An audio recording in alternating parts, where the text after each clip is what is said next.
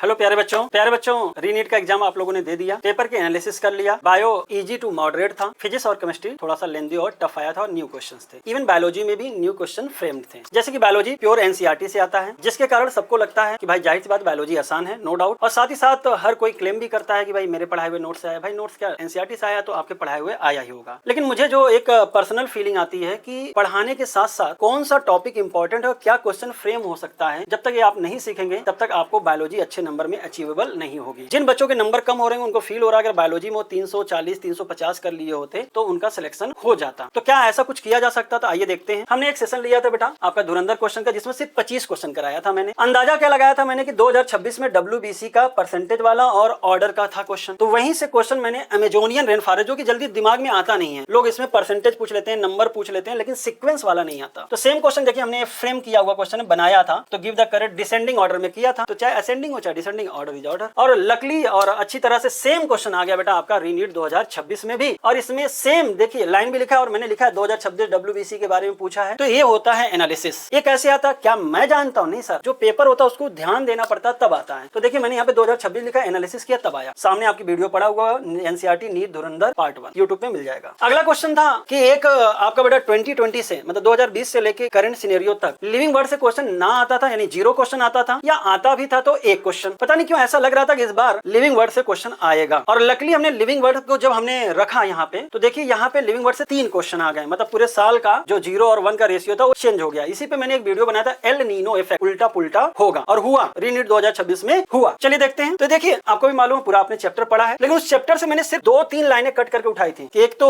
Biological binomial nomenclature Carlos Linnaeus वाला था, जिसका तो मुझे मालूम था कि नीट 2026 में आ गया तो आने की संभावना ना के बराबर है। तो इसमें देखिए यहाँ पे स्पीसीज है, जीनस है, सबका, लेकिन लाइन सिर्फ मैंने जीनस का उठाया था। Genus comprises a group of related species. Same यही बोला, जीनस क्या रिप्रेजेंट करता है, तो group of closely related species. एक आंसर ये मिल गया। और फिर मैंने ये वाला कट किया था, हर कोई पढ़ाता है ऐसा नहीं है, लेकिन जीनस के नीचे कट करना और एक ही स्लाइड पे रखना, ये लक है मेरा, या एनालिसिस है, जो भी आप बोल सकते हो। फिर यहाँ पे देखिए मैंने यहाँ पे लिखा था हायर लोअर करके पूरा पढ़ाया था, ये आपका वीडियो का शॉर्ट है। तो सर ये क्वेश्चन 2 मैच हुए आपके। फिर इसी के बाद जस्ट नेक्स्ट स्लाइड पे ही हमारा था कि मैंने बोला था कि चार्ट आता है, 16 में आया, 2023 में आया है। अब इस चार्ट में जब सब लिखा मैंने, तो यहाँ पे देखिए 2 पे मैंने मार्क किया था, एक एनिमल वाला और एक प्लांट वाला। एनिमल में हाउस फ्लाई, जो कि पूछा जा रहा था, ट्रेंड था, एनालिसिस इसको कहते हैं बेटा, हाउस फ्लाई का कई बार पूछा गया है। तो मैंने देखिए मैंगो पे लाइन खींचा था, फिर यहाँ पे बहुत सारी चीजें बताई थी, लेकिन मुझे जहां तक अंदाजा लग रहा था मैंगो पे आ सकता है, और आ भी गया। तो देखिए आपका मैच करना था। तो बेटा ये हमने आपको एक झलक दिखाई क्या एनालिसिस की पावर होती है। बाकी अच्छा होता है तो एनालिसिस काम करता है और पढ़ाई भी काम करती है। ऐसे में पूरे 90 क्वेश्चन जो हमारे टेस्ट सीरीज और जो हमने आपके यूट्यूब पे रिवीजन क्लास किया है, सबसे मैच करके दिखाऊंगा विद एनालिसिस। तो उसका डिटेल्ड आपको मैं वीडियो बनाऊंगा। एक छोटा सा झलक था, तो इसके लिए जुड़िए ओमेगा से।